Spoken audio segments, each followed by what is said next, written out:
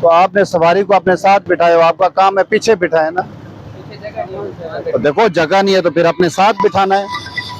Sir जी इसलिए बैठे हम तंग हो तो मैंने बोला नहीं तांग नहीं, बोले पीछे बैठा हम खुद बैठ वो ड्राइवर के साथ तो बैठ सकता है, ड्राइवर की एक सीट होती है, ये एक सीट है ना। इन्होंने बोला कि पीछे बैठा, हमने बोला हमें बैठ। पीछे इनको बिठाओ, आगे नहीं बिठाना अपने साथ। इसको उतारें, इसको उतारें, मुकम्मल उतारें, उधर से उतारें इसको, हटा इसको।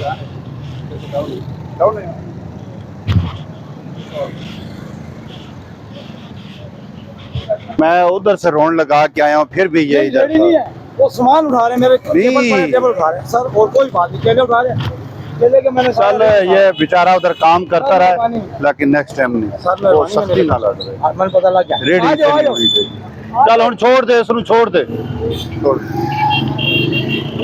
दोबारा रेडी मेरी सारे नु दस दो कि रेडी नजर ना आवे।